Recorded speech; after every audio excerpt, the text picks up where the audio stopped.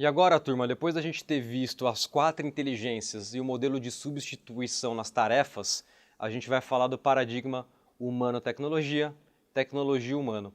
Olha só esse gráfico que bacana, que ele traz a performance, a melhoria de performance nas empresas que adotaram os princípios que a gente vai falar aqui com vocês. Então, quanto mais princípios as empresas desse estudo ela adotou, maior foi o nível de performance. Quais são esses 5 princípios? O primeiro é a capacidade de, através da inteligência artificial, a gente reimaginar os processos e rotinas. Vimos no módulo de estratégia. Princípio 2, adotar produto, experimentação e essa mentalidade. Vimos no módulo de produto. Princípio 3, alocar ativamente inteligência artificial na estratégia. A gente viu no módulo de estratégia como que de maneira intuitiva e de maneira propositiva a gente tem que trazer essa tecnologia para a nossa tropicalização, para o nosso cascateamento da estratégia até no nível do nosso grupo. Princípio 4. Essas empresas também coletam dados de maneira responsável. Vocês vão ver um pouco mais disso no módulo de dados. E o ponto 5, elas desenvolveram habilidades AI-driven, que é exatamente o que você está fazendo aqui no curso do IA Translator. Então perceba que tudo que a gente está falando, quando aplicado, tem uma capacidade brutal de melhorar a sua performance como profissional e também, óbvio, do grupo de trabalho de vocês. E lembrando que a gente não está falando de substituição dos seres humanos. A gente está falando de substituição de tarefas no nível incremental das inteligências que nós discutimos. Então, se você só ficar focando em produtividades de curto prazo, você vai até ter alguns ganhos incrementais. Mas lembre-se que você vai cair no que a gente chamou de convergência estratégica, porque está todo mundo fazendo a mesma coisa. Agora, se você focar na colaboração humano e máquina, e o contrário, máquina e humano, você vai destravar suas competências que o fazem ser ainda mais valiosos no mercado. Sua liderança, trabalho em equipe, criatividade e habilidades sociais que só a gente tem e a máquina ainda não modula. Então, quando a gente fala dos princípios de colaboração, a gente está falando dos dois vetores. Aquilo que o humano tem que colaborar com a máquina para ela funcionar bem. Então, quando a gente fala de um algoritmo, por exemplo, o ser humano ele precisa treinar o algoritmo, ele precisa explicar para o algoritmo, ele precisa sustentar o algoritmo para garantir que ele continue sendo atualizado para o contexto que ele vai mudando de maneira exponencial. Lembre-se que a gente falou no produto de inteligência, né? Que um produto de IA, ele nunca está pronto. E como a gente está no mundo exponencial, se você não está iterando, ele está com certeza piorando. E do outro lado, quando a gente inverte esse vetor, é a colaboração máquina para o ser humano. E aqui a gente também tem 3 atributos. A máquina pode amplificar uma habilidade, ela pode interagir conosco ou até incorporar literalmente no mundo físico. Então vamos explorar cada uma dessas colaborações e como que elas funcionam, né? Então, quando a gente fala da nossa responsabilidade com os algoritmos, com as IAs, com os modelos, com os softwares baseados nessa tecnologia, a gente está falando de nós precisamos treinar essa máquina, senão o output dela não vai ter a qualidade que a gente precisa. Aqui um exemplo simplista é o assistente de voz que a gente tem nos nossos celulares ou até dentro de casa em alguns equipamentos. Então, quanto mais a gente interage com esses aparatos, mais inteligentes eles vão ficando. E aí, perceba que eles só são adequados para problemas que a gente chama de emoldurados, problemas mais claros, problemas onde as relações de causa e efeito elas ficam evidentes.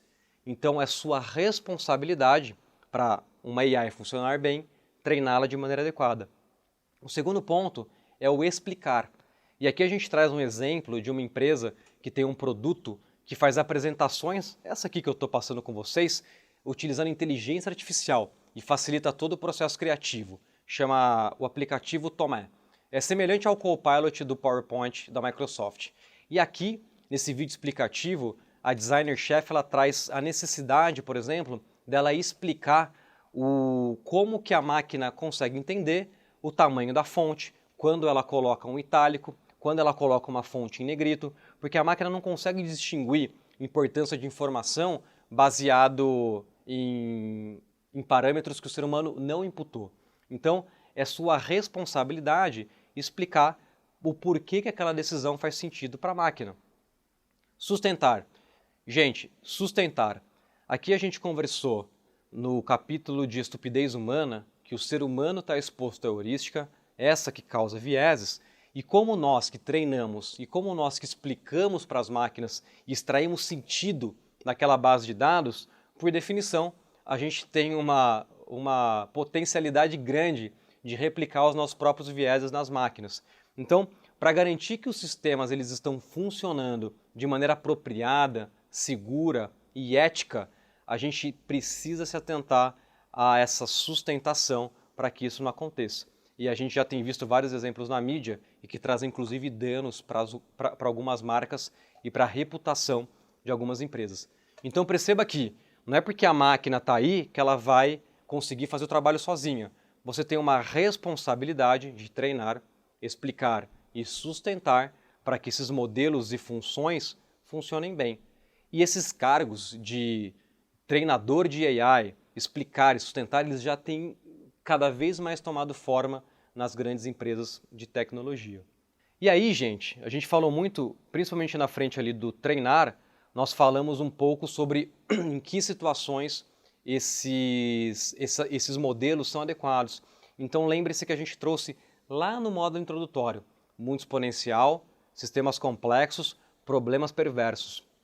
Para os nossos modelos funcionarem bem, eles têm que representar um problema moldurado, não um problema perverso.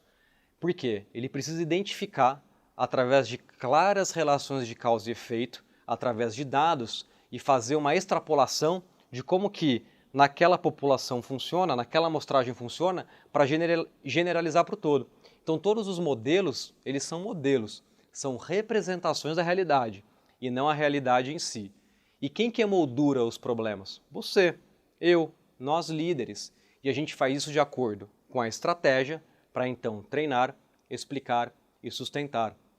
E aqui começa a perceber que a inteligência artificial, então, ela é construída em terreno sólido, em terreno que a gente conhece.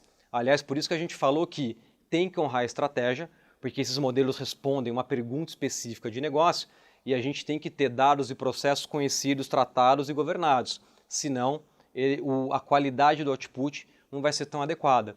Então perceba que os modelos eles são muito importantes para o que a gente chama na ambidestria de exploitation. Eles são modelos profundos. Quando você determina onde ele deve atuar, ele vai funcionar de maneira extremamente melhor, achar padrões e de maneira mais profunda do que você ou eu faríamos. E o papel do ser humano e do líder, ele cada vez mais fica nessa frente do exploration, ainda utilizando termos da ambidestria, que é ganho de amplitude, que é descobrimento. E aí conforme a gente vai atualizando a nossa visão de mundo com novas informações, a gente precisa recalibrar os modelos. E aí, turma, quando a gente inverte o vetor do humano para a máquina, e a gente vem da máquina para o ser humano, a gente tem o amplificar, aqui trazemos o exemplo da Dreamcatcher, que é um software de inteligência artificial para designers, em que durante todo o processo criativo, o designer é auxiliado pela inteligência artificial que traz tendências estéticas, que traz tendências na engenharia de materiais, que ajuda nos cálculos, e isso vai ponderando e filtrando as decisões do próprio designer. Então, as informações chegam na hora certa, de maneira extremamente atualizada, baseada numa grande comunidade de outros designers, e o designer toma a decisão final sobre a estética e sobre a funcionalidade daquele produto. A gente tem a frente de interagir, que é o que a Microsoft tem feito com o Copilot, que é a inteligência artificial suportando o humano nas atividades mais simples, e aí libera tempo para atividades de maior valor agregado ou mais estratégicas, como a própria tomada de decisão. E aqui a gente tem um exemplo fantástico, que é o incorporar. Por exemplo, esse exoesqueleto que foi criado pela Hyundai, só que hoje já está sendo usado por diversas montadoras na linha de montagem, que ela aumenta a capacidade física do ser humano numa linha de montagem. Então, a gente achava que os robôs e as automações nesse sentido iam tomar conta de toda a linha produtiva. até o ponto que nós entendemos que estávamos replicando o modelo do Ford, que era o modelo de produção em escala. E nós vimos lá no começo de gestão da inovação que esse mercado de massa massificado ele tem um limite. Então esse tipo de inteligência artificial e tecnologia que vem suportar o ser humano, ele permite o poder de escala junto com a personalização. Então as linhas de montagem que adotaram isso, por exemplo, elas saem com hardwares e softwares completamente personalizáveis, porque o ser humano consegue acessar lugares que a máquina não iria, mas a máquina suporta esse trabalho do ser humano. Então, pessoal, com tudo isso em mente, nessa responsabilidade que a gente tem com a máquina, para ela também nos servir e nos ajudar, a gente precisa reimaginar os nossos negócios. E por onde que a gente começa? Como que a gente começa a implementação de tudo isso? Gente, a gente começa com, primeiro, descoberta e vamos descrever uma área, um processo ou aquilo que a gente quer melhorar. Então perceba que aqui tudo começa na estratégia e a gente volta do porquê que nós falamos isso lá no segundo módulo. E ponto 2 e 3, a gente, depois que descobriu e descreveu o resultado e onde que a gente quer melhorar, a gente desenvolve as soluções, co-criando com os stakeholders e os interessados alinhados com a estratégia, e depois a gente escala e sustenta essa solução. Tudo aquilo que nós vimos no módulo de produto. Por isso que nós falamos dele na sequência. Em seguida, você tem que determinar uma característica para aquele processo ou para aquele ponto de melhoria. O que você quer? Qual que é o seu grande objetivo? É trazer mais flexibilidade, como trazer o exoesqueleto para ajudar os operadores de máquina a personalizarem produtos? Você quer mais velocidade, poder de escala, personalização? Ou aqui especificamente, no nosso caso de estudo, melhorar a tomada de decisão? Isso aqui também é uma escolha estratégica. E aqui no exemplo, a gente traz o como que as empresas que vêm tomando essa decisão de melhorar essa métrica têm agido. Então, por exemplo, no setor industrial, lembrando lá do que nós falamos no módulo introdutório, que a grande disrupção, e palavras do Jeff Immelt, que toda empresa industrial vai se transformar numa indústria de softwares. Hoje o que acontece do processo produtivo é o que a gente chama de gêmeos digitais, que é o modelo de todo o processo físico no mundo digital. E aí, isso tem um poder brutal e um valor gigante no que tange a manutenção preventiva de máquinas. De repente, os sistemas de inteligência artificial, esses gêmeos digitais, conseguem analisar padrões, seja de som, de vibração, até de cor, de temperatura, que não é acessível à cognição humana, por exemplo. Ou ele também, como as máquinas se comunicam, consegue ter informação não só das máquinas em loco naquela linha produtiva, mas também de todas as máquinas semelhantes daquele lote, dado aquela mesma empresa que forneceu aquele produto. Ou seja, traz um valor gigante para a linha produtiva e para o operador tomar decisão se faz manutenção ou não.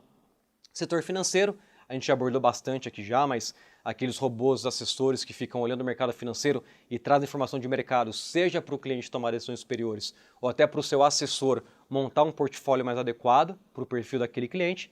E no setor da saúde, que é não só diagnósticos, mas também fazer toda a jornada e acompanhamento do cliente e aqueles do paciente e aqueles pacientes com perfis semelhantes, o que está funcionando em termos de tratamento, de prognóstico e assim por diante. Então, turma, tudo que a gente viu aqui, ela se inicia numa decisão no que a gente quer melhorar. E aí, a partir da estratégia, com experimentação e mindset de produtos, a gente consegue reimaginar a tomada de decisão dentro dos nossos negócios.